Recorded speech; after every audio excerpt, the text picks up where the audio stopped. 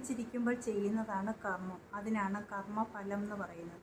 നമ്മൾ ജീവിച്ചിരിക്കുമ്പോൾ ചെയ്യുന്ന ഫലത്തിനൊക്കെ കർമ്മഫലമുണ്ട്. അപ്പം നമ്മൾ ഇന്ന് ചെയ്യുന്ന കർമ്മത്തിൻ്റെ ഫലമാണ് നമ്മൾ പിന്നെ അനുഭവിക്കുന്നത്, നാളെ അനുഭവിക്കുന്നത്.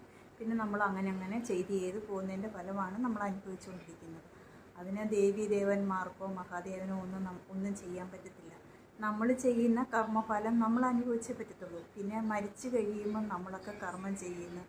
അത് നമ്മുടെയൊക്കെ ഒരു വിശ്വാസമാണ് അങ്ങനെ ചെയ്യണമെന്നുള്ളത്. അപ്പം നമ്മൾ ഏറ്റവും കൂടുതൽ സ്നേഹിച്ച ഒരു വ്യക്തി, അമ്മ, അച്ഛൻ, ഇങ്ങനെയുള്ളവരൊക്കെ മരിക്കുമ്പം അവർക്ക് കർമ്മം ചെയ്യുന്നു. അത് നമ്മൾ അവരോട് നമുക്കുള്ള സ്നേഹം, ആ ബഹുമാനം, നമ്മളതൊരു കർമ്മമായിട്ടെടുത്ത് എല്ലാവരും ഇങ്ങനെ ചെയ്ത് പോകുന്നു, അത്രയേ ഉള്ളൂ. അതിനകത്ത് പ്രത്യേകിച്ച് മരിച്ചവർ അതിനകത്ത് ഇന്ന് ഒന്നും കൊണ്ടുവന്നൊന്നുമില്ല. അവരുടെ ആത്മാവ് പോകുന്നതിന് നമ്മൾ പ്രത്യേകിച്ച് മരിച്ചു മണിക്കൂറുകൾ കഴിഞ്ഞ് അല്ലെങ്കിൽ ICUലൊക്കെ വെച്ച് കൊണ്ടുവന്ന് നമ്മൾ ഈ ചെയ്യുന്ന കർമ്മം കൊണ്ട് അവരുടെ ആത്മാവിനൊന്നും പുണ്യം ഉണ്ടാകുന്നില്ല. അവരുടെ ആത്മാവ് അവർ മരിക്കുമ്പോഴേ പോയി, അവരുടെ ശരീരത്തിൽ നിന്ന് വിട്ടുപോയി കഴിഞ്ഞു.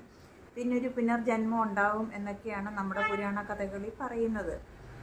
അപ്പം നമ്മൾ ഈ മരിച്ചു മണിക്കൂറുകൾ ചെയ്യുന്ന കർമ്മം കൊണ്ട് അവർക്കൊരു ഒന്നും കിട്ടുന്നില്ല. പിന്നെ നമ്മളൊക്കെ വിചാരിക്കുന്ന നമ്മുടെയൊക്കെ ജീവിതത്തിൽ നമ്മളങ്ങനെ ചെയ്തില്ലെങ്കിൽ അവരുടെ ആത്മാവിൻ്റെ ശാപം നമുക്ക് കിട്ടും, എങ്ങനെയൊക്കെയുള്ള വിശ്വാസങ്ങൾ കൊണ്ട് ചെയ്യുന്നതാണ്.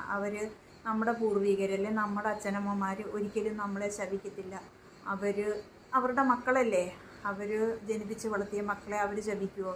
അവരൊരിക്കലും ശപിക്കത്തില്ല. പിന്നെ അവരുടെ മനസ്സിലുണ്ടാകുന്ന വേദനകളോ അങ്ങനെയുള്ള എന്തെങ്കിലും അവരുടെ മനസ്സിലുണ്ടാകുന്ന വേദനകൾ നമുക്ക് ശാപമായിട്ട് മാറും എന്ന് മാത്രം. അല്ലാതെ അവർ മനഃപൂർവ്വം ഒന്നും നമ്മളെ ചെയ്യത്തില്ല. അവരുടെ മനസ്സ് എന്നുണ്ടാകുന്ന വേദന, അല്ലെങ്കിൽ അവരുടെ കണ്ണ് നിറയുന്നത്, അതൊക്കെ ചിലപ്പം നമുക്ക് കുറച്ച് ശാപങ്ങളായിട്ട് മാറും. അപ്പോൾ അതിനു വേണ്ടി നമ്മൾ അവരെ സന്തോഷിപ്പിച്ച് അവരെ പരമാവധി നമ്മൾ അവർക്കൊരു ദ്രോഹം ചെയ്യാതെ ജീവിക്കാൻ ശ്രമിക്കുക, അത്രയേ ഉള്ളൂ. അല്ല, ദൈവങ്ങളൊന്നും നമ്മളെ ആരെയും ശപിക്കത്തില്ല, നമ്മുടെ അച്ഛനമ്മമാരും നമ്മളെ ശപിക്കത്തില്ല.